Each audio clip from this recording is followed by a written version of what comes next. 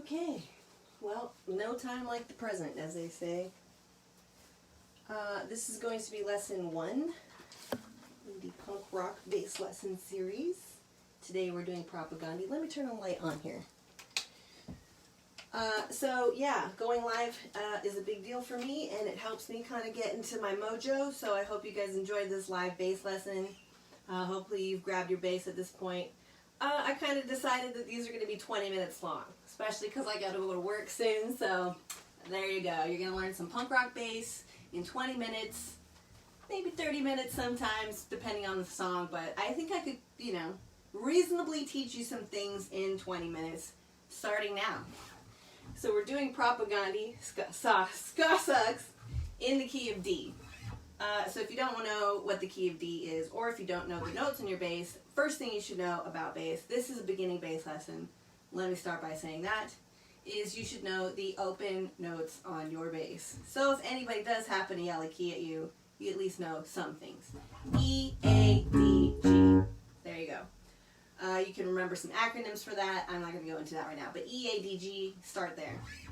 This song is going to be in the key of D. You can grab open D, but for this song we're going to do 5th fret with the middle finger. Really important. This positioning right here is really going to help you in the song. It's going to help you see shapes on the bass. So please pay attention to that, especially which fingers you're leading with. Do not start this song on your first finger. It's going to be your middle finger on the 5th fret, which is D, same as your open string next to it. So if you're tuning, it's a little bit out. Please notice what I'm doing too. I keep my finger here and tune with this hand here. If you take your hand off the bass, you're not going to get the note that you're trying to tune to, right? So you need to keep this hand here, go below, and then just come up to it just to tighten it in. So, alright, I was a little below. Alright, so we're doing D, 5th fret. That was a tip, okay? This is how this lesson's going to go. I got 20 minutes to teach you stuff, so I'm going to upload these to my YouTube. That way you can rewatch them, try to remember some of these things I'm telling you, but it goes by fast, okay? And I'm giving it away for free, people. This is 20 years of experience right now coming at you. So that was tip number 1, how to tune your bass, okay? So we're doing Propaganda, so ska sucks, classic. I learned it probably 20 years ago when I started playing the bass. 25 years now. I don't want to age myself, but that's what we're doing. Starts here on the 5th fret now with your middle finger, okay? That's the riff. So part of doing this is keeping your hand close to the fretboard. That's tip number 1. But also having a lot of strength with that middle finger. This whole song is going to depend on us going, and we're going to do a hammer-on. Again, the hammer-on involves the middle finger. So make sure you have a really strong middle finger, all you punk rockers. So here we go. Middle finger, 5th fret. We're going to reach up for our 3rd, right? So if we're talking about notes, we're going to be talking in Roman numerals. I really thought that would help. Going up the musical scale, 1, 2, 3, that is your major 3rd. So this riff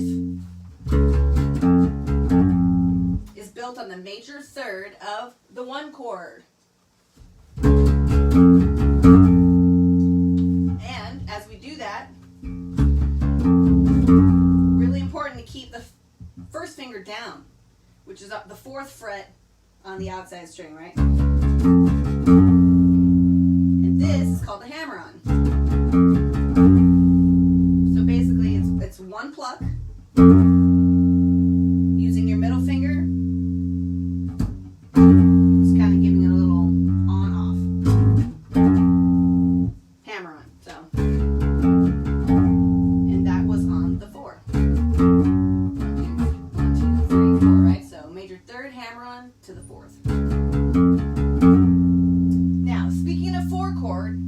That's what we're going to talk about too in these lessons. You're going to get a little bit of theory in this sense. Chord changes. They're really important to writing songs. And once you get that going, it's true you cannot copyright a chord progression. They've all been done pretty much in every classical tune. I think every classical composer has gone through every chord change imaginable. So no, you can't copyright a chord progression. But you can copyright a melody up to like 7 or 8 notes. So there's another musical tip for you in 20 minutes or less. But we're going to do the 4 chord here, and we're going to the 4 below. So to the 5. Now this is a common 12-bar blues change, which is why I wrote that here. 1, 4, 5. That's something also we can really take away from this song, is those changes. Any 12-bar blues is going to use those chord changes in a variety of keys. We're in the key of D in this case. And we're going below, so we're going to do the 4 below and the 5 below. So what does that mean? Instead of doing this note, which is the 4, we're going to go to the 4 below. How do you find an octave? That's an octave, right? It's the same note, but it's lower. So an octave is going to be 1 fret apart and 1 string apart. Do you guys see this? So every fret on here is a half step. If you were to look at a piano, all the notes being half steps. Same thing with the bass. So for us to find our octaves, a lot of it is just shapes. I want to talk about shapes because learning the bass that way I think is a good way to get your ear going, get your hands going, and once you get those shapes going, you put names to it and it helps you learn the bass even faster. So an octave is 1 fret apart and 1 string apart, right? I skipped a string. So this is G and this is the octave G, right? It's 8 notes up. There's really only 8 notes to a musical scale. I mean, you have the couple little half steps in there. But once you get that,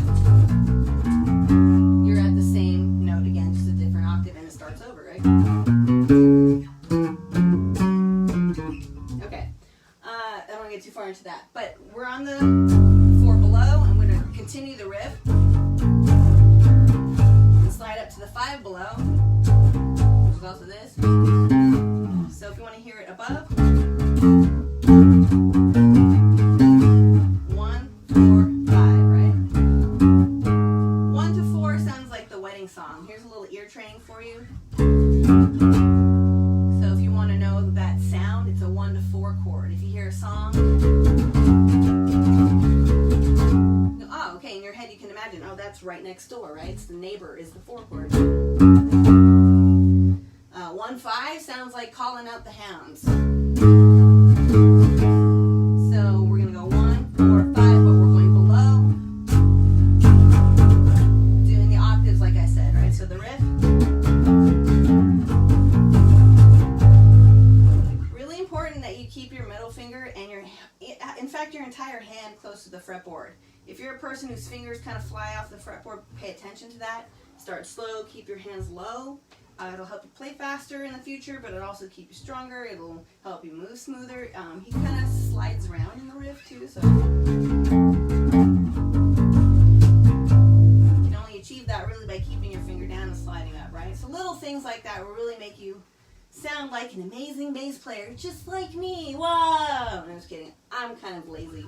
I'm not lazy. I just, I love my instrument. I know how to play it, and it feels good. And when you get to that point, man, you can do anything. Is that lazy? I don't know. So you guys know, right? The first verse. Wait. Okay, here we get into the other stuff. So this kind of stuff is really cool because it translates into jazz bass playing to me. It's kind of a bass line for walking beginners. Great way to get your fingers going. We're going again, leading with the middle on the root. Middle, first, middle, pinky. Now you'd think he'd do the same riff down here, but he doesn't. He does a thing called pivoting. And basically when you pivot, you're going to go below a note, come back to it, and go above it, right? That's a pivot. So it goes. Okay, so here, now we've pivoted. And the fingering for that is going to be middle, first, again, leading with the middle. Middle's on the root, being our 4 below, 3rd fret. Now here, I did end up my pinky, but in the context of this song,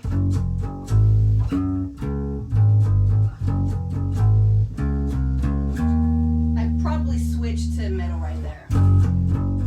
Right? Why? Because I'm going to come out to this for the next one. So this kind of I wanted to bring this part up. It's transitioning. If you find yourself mired and you have laid your pinky down, position here. But as a punk rock bass player, and I'll do that again. I don't know if the camera can see that. It's not going to be as clean, especially if you're playing fast. Just slide your pinky up. That way you can go right next door for that riff, right? So.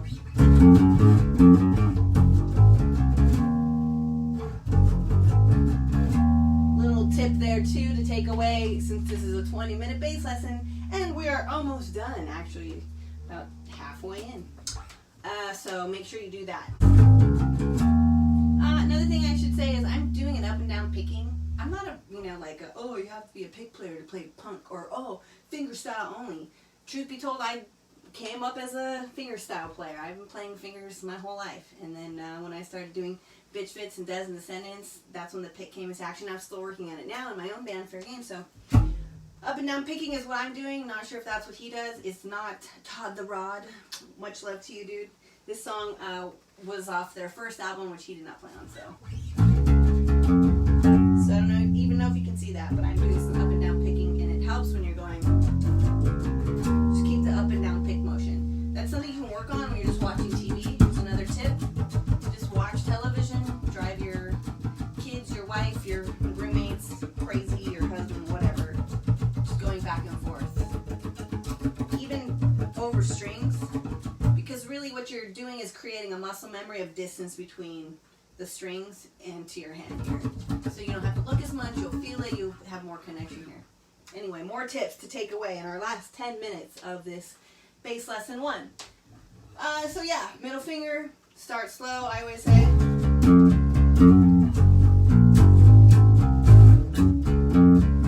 That is a tip. If you want to play fast, you must play slow. Anything that's fast has to be done slow first before you can do it fast. So if you can't play it slow, I guarantee you can't play it fast.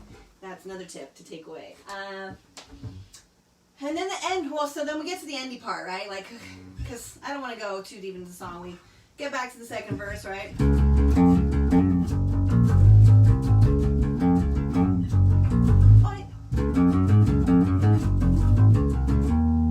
then we do that a couple times.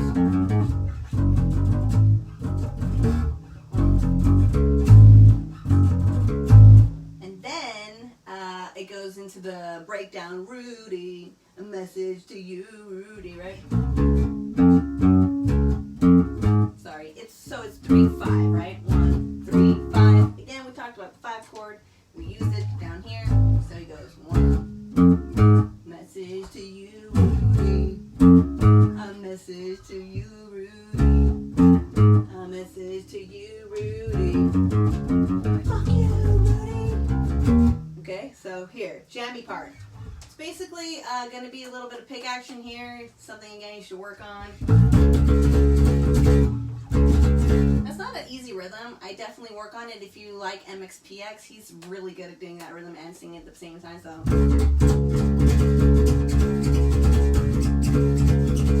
it's got a little bit of swing to it. It's kind of a tricky one. Dang, dang, dang, dang, dang, dang.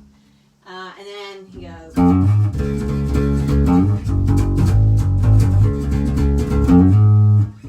We talked about that riff. It's first finger, middle finger, 3, 4, 5, and I do believe it's one pick.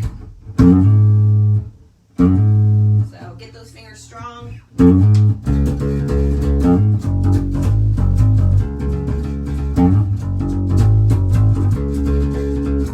then we get to the final part. I've got 5 minutes. Let's do this.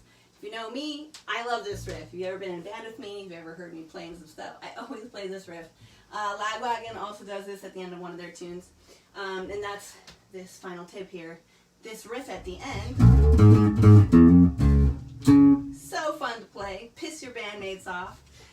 But do start it on the 5 chord of whatever key you're in. So we happen to be in the key of D.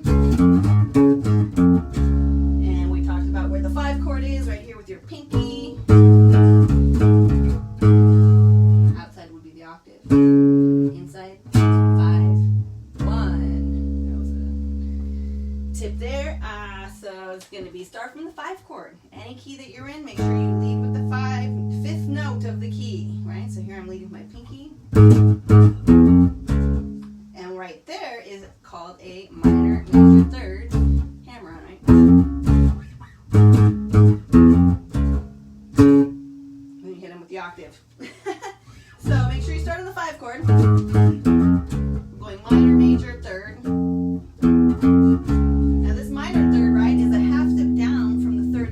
grabbing. So instead of being on the 4th fret with our first finger, we're on the 3rd fret, coming up to the 4th fret to the root, right? Now, let's talk about this one more time of this 5-chord business. Let's say you're in the key of E, right? Just enter this rocking tune, yeah, key of E. Do not start this riff here and tell people that Jazz told you to do that. I didn't tell you to do that because it'll sound bad. It'll be like, and the joke's gonna be on you because I said to start on the 5 chord. Okay,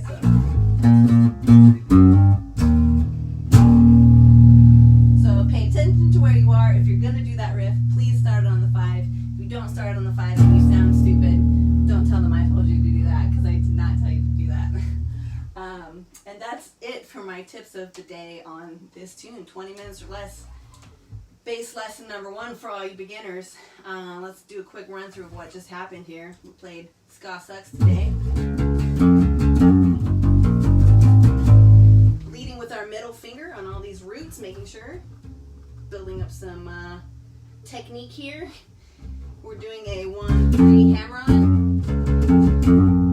1-3-4 hammer-on, right? Then we get to the B section.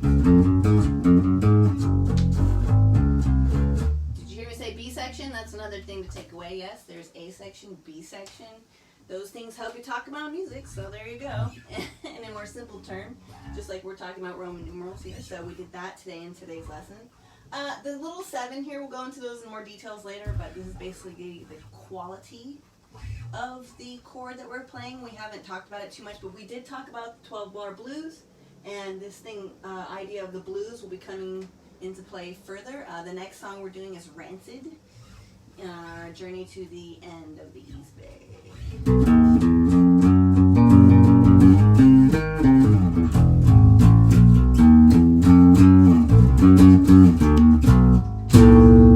Do I think I could teach that in 20 minutes or less? I think I could. Do you think you could learn it in 20 minutes or less? We'll find out. Just make sure you practice and work on it a little bit every day. That's all I can say. Sit in front of the television. And even if you're not really playing anything, just going back and forth. Just kind of getting your hands familiar with the distance. They don't even have to look, too. That's kind of like my least favorite thing is all these pictures of bass players like, what are you looking at, you know? Nothing to look at. It's all... Alright, I gotta go to work, you guys. I hope that was helpful. Tune in next week when we'll do Rancid from East Bay. I'm going to upload these to my YouTube, so go there, check it out. My name's Bass Chick Jazz. I don't know if you guys can see that in the shot, but that's me, Bass Chick Jazz, Jazz Limbo. Oh, playing Dozen Descendants. Fair Game's my bag. Well, Dozen Descendants not happening anymore. That's sad. And the Bitch Fits. So, nothing's happening anymore. That's why we're doing live bass lessons. That's why everybody's going live and doing everything live these days, right? So anyway, thanks for tuning in, and see you guys for the next one.